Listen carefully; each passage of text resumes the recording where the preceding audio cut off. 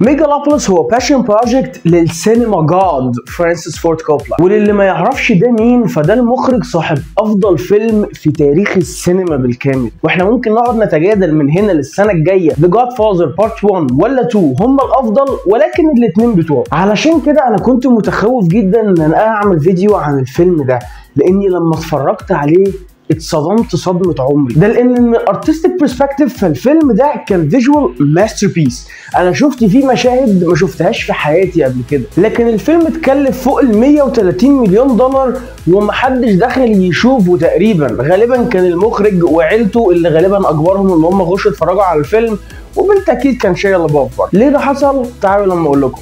اهلا بيكم، معكم محمود اسامه من قناه ايجيبشن نيرد، والنهارده معانا فيلم ميجالوبوليس. هنبص عليه عشان نحاول نتعلم منه ونشوف عمل ايه صح وعمل ايه غلط، واجاوبكم على سؤال. وانا اسف جدا على الكلمه اللي هقولها دلوقتي وعلى اللي هقوله في الفيديو ده بالكامل، هو ليه فشل. بصراحه على جانب الارتستيك سايد فانا لازم اثني على فرانسيس فورد كوبلا في الفيلم ده لان ما كانش فيه اي استوديو في هوليوود عايز ينتج او يسوق الفيلم ده فطلع من جيبه 130 مليون دولار علشان يعمله. نص فريق الانتاج استقالوا في نص تصوير الفيلم علشان يكمل تصويره برضه. استاذي الفاضل، قد تكون فقدت حسك الفني وما عندكش اي فكره ازاي تعمل فيلم ناجح في العصر الحالي، ولكن انا سعيد بان انت حاولت تعمل حاجه جديده وبحيي فيك العزيمه بصراحه. لكن بعيدا عن كل ده، واضح جدا الفيلم ده ليه ما كانش فيه اي استوديو في هوليوود عايز ينتجه. هو فيلم بلاك باستر موجه لجمهور العصر الحالي، ومع ذلك عمل كل الاخطاء اللي ممكن فيلم زيه يعملها، من ناحيه العناصر العاليه، من ناحيه الشخصيات الكتير، من ناحيه تتابع الاحداث، وبالتاكيد من ناحيه نهايه الفيلم اللي هي اغبى نهايه انا شفتها في حياتي. فتعالوا نبص على فيلم ميجالوبوليس ونشوف ايه هي الاخطاء افلام البلاك باستر اللي هو عملها علشان انت ما تقعش فيها. تعال اقول لك ازاي من الفيلم بتاعك ما يبقاش افشل فيلم في التاريخ. اول مشكله بلاك باستر الفيلم ده عانى منها هو انه قدم عناصر كتير عاليه وغريبه، وده قلل من تجربه الفيلم وحوله لميم. تعالوا لما اوريك قصدي. في بدايه الفيلم بنكتشف ان ادم درايفر عنده قدرات خاصه. هو بيوقف الوقت ومفيش مشكله هنا، لان في العاده المشاهدين هيتقبلوا عنصر غريب واحد في بدايه الفيلم، ودي حاجه كويسه لان في العصر الحالي انت محتاج الفيلم يبقى بيتكلم عن حاجه غريبه علشان الناس تدخل السينما اساسا. والمشكله بقى ان العناصر الغريبه ما بتقفش هنا، لا دي بتفضل مكمله معانا لاخر الفيلم بكميه اوفر. في عندنا سوبر ناتشرال فيجن، زي ما ادم درايفر بيوري بنته عمده المدينه نموذج للمدينه بتاعته وبتتنقل جواها. في كهرباء عجيبه اللي المدينه الجديده هتشتغل بيها. في ميموري فراجمنتس، ورود بتطير، رؤيه من الماضي، تمثال بيتحرك، وناس بتتضاعف، وحاجات كتير. من ضمنها مدينة نيويورك نفسها اللي مش مفهومة، هي أحيانا تبقى مودرن وأحيانا تبقى قديمة وأحيانا بصراحة مش عارف. This is not right. This is not cool. This is fucking bullshit.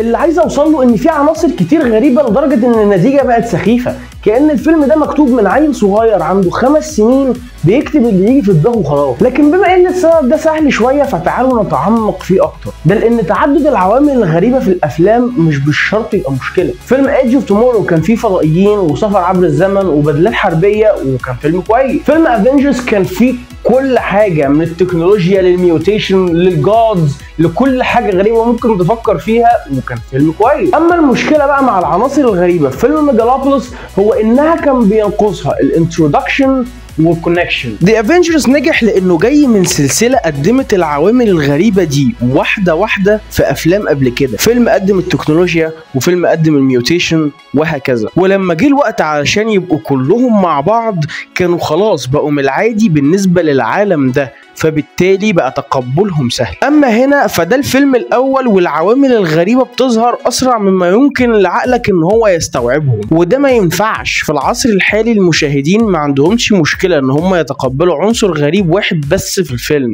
اكتر من كده هيضحكوا عليه. الاستثناء الوحيد لكده لما يبقى الحاجات الغريبة دي مرتبطة ببعض فتبان كلها ليها علاقة بحاجة واحدة. ايدج اوف تومورو كان ناجح لان الفكرة الغريبة كانت عبارة عن غزو الفضائيين. التلاعب بالزمن دي كانت خاصة بالفضائيين والبطل اخدها بالغلط. بدلات الحرب هي فكرة موجودة حاليا لكن البشر طوروها علشان يقدروا يواجهوا بيها الفضائيين. هم 3 عناصر لكن كلهم متصلين بالعنصر الاول. اما هنا فكل حاجة منفصلة. القدرة على انك توقف الوقت ملهاش علاقة بانك تبني مدينة المستقبل. الميموري فراجمنتس ملهاش علاقة بالتماثيل اللي بتتحرك. الناس اللي بتضاعف ملهاش علاقة بأي حاجة خالص. كلها حاجات منفصلة مش مرتبطة بحاجة غير بعقل صانع الفيلم. الناحيتين دول مهمين جدا في التعامل مع العناصر الغريبة في الافلام، ولكن بما اننا بنتكلم عن افشل فيلم في التاريخ فهو بالتأكيد فشل من نواحي تانية. زي التعدد، ايقاف الزمن حاجة كول لكن مش لما يبقى معاها مليون حاجة تانية بتحاربها. لو معاك 100 نكهة للايس كريم انت هتزهق من الايس كريم ذات نفسه. ناحية زي الاستخدام، ايقاف الزمن هو مبدأ ليه قيمة لكن لو استخدمته. ادم درايفر ما بيوقفش الزمن علشان يحل مشاكل، مش لما اتقبض عليه ظلم او حتى لما حاولوا ان هم يغتالوه. هو في الغالب بيلعب بانه يوقف الزمن لما بيبقى واقف على السطح لان سينمائيا شكلها حلو وبس كده.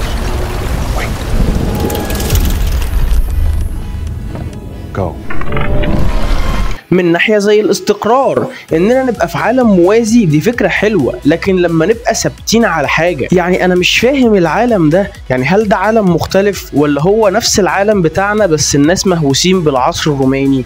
انا معرفش، ولا اني معرفش فالفيلم يبان غبي. And I've got to say in all honesty, it's the biggest piece of dog shit. اللي عايز اوصله ان فيلم ميجالوبوليس ما عندوش اي منطق ولا احترام للعناصر الغريبه اللي موجوده فيه. بيظهروا من العدم وما بيودوش لاي حته علشان فجاه يختفوا من قبل ما تفهم هم كانوا هنا ليه، والنتيجه زي ما هو متوقع، فيلم عباره عن ميم معظم المشاهدين هيضحكوا عليه. تاني مشكلة بلاك باستر الفيلم دعانا منها هو ان الشخصيات ملهاش اتجاه دافع واضح، واللي بيخلي رحلتهم في الفيلم مش مفهومة. تعال اوريك قصدي. هو في رحلة مفهومة في جوهر فيلم ميجالوبوليس. ادم درايفر هو مهندس عبقري من عيلة غنية عايز يدمر مدينة نيويورك عشان يبني مكانها مدينة المستقبل، وبيقف في طريقه عمدة المدينة اللي عايز يخرب خطته. في عندنا هدف وعندنا عقبة. الرحلة مفهومة بشكل كافي علشان المشاهدين يستمتعوا بيها، لكن مع الأسف في كمية كبيرة من الشخصيات والأحداث اللي بيعقدوا الرحلة دي. أولا مدينة نيويورك اتدمرت كده كده بسبب سقوط القمر الصناعي، فهي كده كده لازم هتتبني تاني. فكان إيه الهدف من الشد والجذب في موضوع هد المدينة طالما هي كده كده اتهدت وكده كده هتتبني تاني؟ فاحنا ما عادش في عندنا عقبة أو أي رحلة هنا. What about those standing in your way who like it the way it is? Like your father?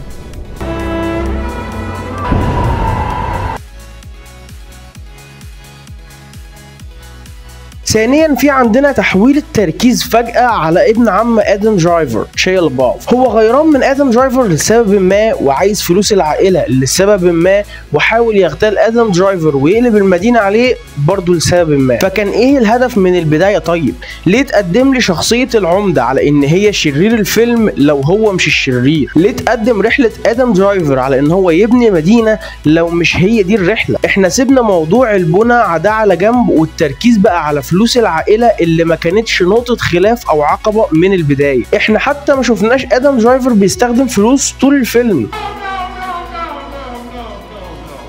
Someone froze our accounts. Someone's messing with the book. ثالثا العمدة عنده بنت اللي بتقرب من ادم درايفر علشان تبقى حبيبته في النهاية، لكن بعيدا عن مشهد هد المبنى اللي كان في البداية اللي كان غريب لان هي طلعت بتوقف الوقت هي كمان، سبب قصة الحب دي مبهم لدرجة خلتني انا مش فاهم هي موجودة ليه. وفي حاجات كتير في الفيلم ولكن بلاش اتكلم عنها عشان ما اعقدش الدنيا اكتر ما هي معقدة. اللي عايز اوصله هو ان الرحلة الرئيسية لفيلم ميجالوبوليس بقت معقدة جدا لدرجة ان صعب ان انت تفهمها بالكامل، ودي حاجة ما تنفعش مع مشاهدين العصر الحالي. اللحظة اللي هيتوهوا منك فيها هيطلعوا تليفوناتهم من جيبهم. وعلشان ما تخسرهمش في 3 أسئلة أثناء سرد القصة بيبقوا مهمين جدا، هم إيه وليه وامتى. طول ما الثلاث اسئله دول متجاوب عليهم بشكل واضح المشاهدين مش هيتوهوا منه. فيلم انفينيتي وور فيه كواكب كتير وشخصيات كتير، لكن القصه دايما واضحه. الافنجرز لازم يوقفوا ثانوس ان هو ياخد الحجاره بالكامل لانه هيقضي على نص الكون، ولازم يوقفوه دلوقتي لان هو بدأ يتحرك بالفعل. وبالنسبه لثانوس في الرحله العكس. اما في ميجالوبوليس فالاسئله دي مبهمه في كل الرحلات. ادم درايفر عايز يبني مدينه لكن احنا ما عندناش فكره ليه غير لان هو عايز يبنيها او امتى لازم يبنيها. العمده عايز يوقف ادم درايفر لكن ما نعرفش ليه غير لان هو ما بيحبوش او لازم يوقفه قبل ما يحصل. بنت العمده دخلت القصه وبرضه مش عارف اقول ايه عنها وبصراحه مش مهتم.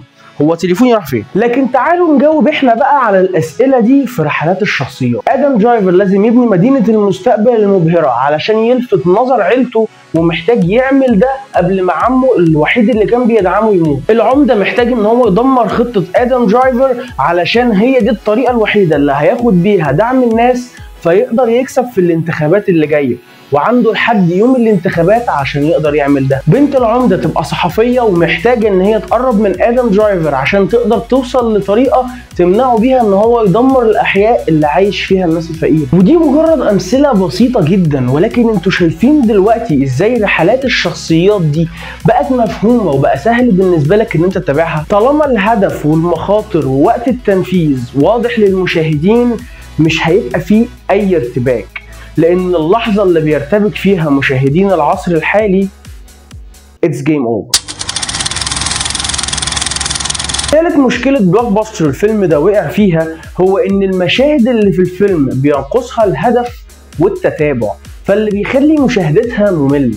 تعالوا نوريكم افضل مثال على كده هو المؤتمر اللي كانوا بيناقشوا فيه مستقبل نيويورك. المشهد ده كان كويس جدا لانه بيعرفك ان العمده عايز يحافظ على المدينه بشكلها القديم، وادم درايفر عايز يهدها علشان يبني حاجه جديده، الى جانب انه بيقدم شخصيات كتير زي العم الغني وابن العم المجنون وناس تانية. لكن المشكلة ان المشهد ما بيغيرش في القصة ولا بيحركها لقدام، لا العمدة بيتكلم عن رؤيته للمدينة علشان بعد كده ادم درايفر يظهر ويتكلم عن رؤيته هو للمدينة اللي كان اتحرك في ان هو ينفذها اساسا. بعد كده العمدة بيتعصب قدام الصحافة والناس كلها واقفين بيتفرجوا بس. بمعنى اصح ان المشهد ما بيغيرش اي حاجة، كل حاجة فيه زي ما هي، هو ادالك المعلومات في بداية المشهد وبس كده. ده معناه ان باقي المشهد هيبقى هو اننا عمالين بنعيد في نفس الكلام. As chairman of the design authority, my jurisdiction covers parks and fairs, and we've already issued the necessary bonds to develop this site. My jurisdiction covers parks and fairs. وهي دي معظم المشاهد في الفيلم بالكامل، هي مش عقبات احنا بنحاول نتخطاها علشان نتقدم لقدام، لا هي مجموعة عشوائية من المعلومات والصوت. في مقدمة الفيلم آدم درايفر واقف على السطح عشان يستخدم قدراته في ان هو يوقف الزمن، ودي حاجة إجبارية علشان نقدم إن هو يقدر يستخدم القدرة دي، لكن هو ما عملش حاجة بإن هو وقف الزمن، هو وقفه وبعد كده اتنقلنا لإننا نشوف القمر الصناعي السوفيتي، وهو ده اللي بيحصل طول الفيلم. آدم درايفر واقف على السطح عشان يستخدم تلسكوب غريب كده وشكرا على كده، ما عرفناش هو بيعمل إيه ولا ليه، فالمشهد ده ما حركش قصة إن هو يبني المدينة لقدام. بعد المؤتمر الصحفي بنت العمدة رايحة علشان تاخد هيت ليتر بعتته لآدم درايفر قبل ما يقراه، وده يعتبر اساس كويس جدا لمشهد احنا فيه عندنا هدف ومحتاجين نوصل له في مده محدده، لكن المشكله انه كان خلاص شاف الرساله. فدلوقتي الهدف من المشهد انتهى، ففضلوا واقفين علشان يتكلموا عن حاجات تانية. on the subject of jellyfish. يعني الفيلم ده عن ان هم عايزين يبنوا مدينة ومع ذلك مفيش مشهد واحد بيبنوا فيه مدينة، مفيش مشهد لآدم درايفر هو بيحاول ياخد فيها تصاريح او ان هو يمشي الناس من بيوتها او ان هو ياخد دعم الناس او ان هو يجمع فلوس علشان يمول بنى المدينه. مفيش اي حاجه من دي خالص. هم بيتكلموا في اول الفيلم عن ان هم عايزين يبنوا المدينه علشان في نهايه الفيلم يبقوا خلاص بنوا، و90% من الاحداث اللي في النص ما بين الاثنين هي عن حاجات تانية.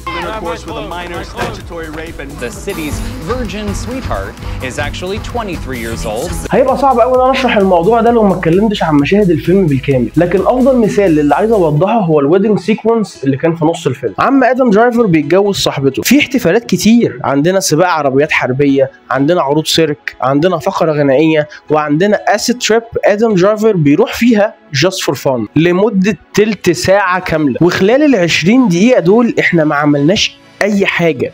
هو في عمليه جمع فلوس بتحصل، لكن احنا مش عارفين الفلوس دي رايحه فين. يعني هل هي رايحه لبناء المدينه، ولا هي دي بيتبرعوا بيها لحد؟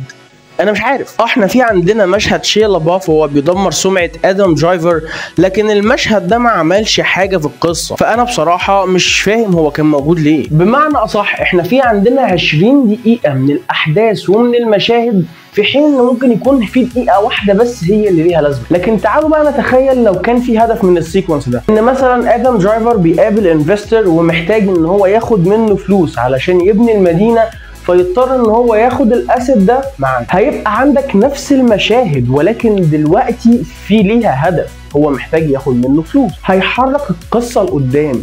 هي حاجه بسيطه ولكنها بتغير منظورك للمشهد بالكامل. اللي عايز اوصل له هو ان احنا عايشين في عصر الاي اتش دي، احنا مش في السبعينات. ما عادش ينفع ان انت تديني مشاهد كويسه وتقول لي هو ده الفيلم. المشاهدين في العصر الحالي محتاجين ان هم يحسوا بكونستنت مومنتوم وبروجريشن، وده ما بيحصلش الا لما بيبقوا فاهمين المشاهد اللي بيتفرجوا عليها هتوديهم فين وليه. وميجالوبوليس هو عكس ده تماما. هو فيلم بيبتدي بان احنا عايزين نبني مدينه، وبعدها بنقضي ساعتين بيحصل فيها حاجات كتير ملهاش اي علاقه ببعض علشان في مشهد النهايه تكون المدينه اتبنت. في الافلام الكبيره اللي زي دي انت محتاج هدف، انت محتاج اتجاه، انت محتاج منطق في اللي انت بتقدمه. من غير الحاجات دي you are destined to fail، والناس كلها عارفه ده، الناس كلها ما عدا، وهو ده فيلم ميجالوبوليس. لو افلام The Godfather Part 1 و Part 2 هم البرايم الخاص بفرانسيس فورد كوبلا كمخرج، فالفيلم ده من اخراج المخرج اللي عمل Part 3. حتى على الاقل الفيلم ده كان مفهوم هو عايز يقول ايه. فالمهم لو حد فيكم فهم حاجه من الفيلم ده يبقى يقول لي تحت في الكومنتات، ولو الفيديو عجبك ما تنساش تعمل له لايك، ولو عايز تشوف زيه في منه كتير قوي على القناه ممكن تبقى تتفرج عليه، وانت هناك بالمره بقى اعمل سبسكرايب. اما بقى لو انت مؤلف وبتالف فيلم من النوع ده او ناوي تالف فيلم من النوع ده، ما تنساش تاخد بالك من الاخطاء دي، والا الفيلم بتاعك هيبقى افشل فيلم في التاريخ.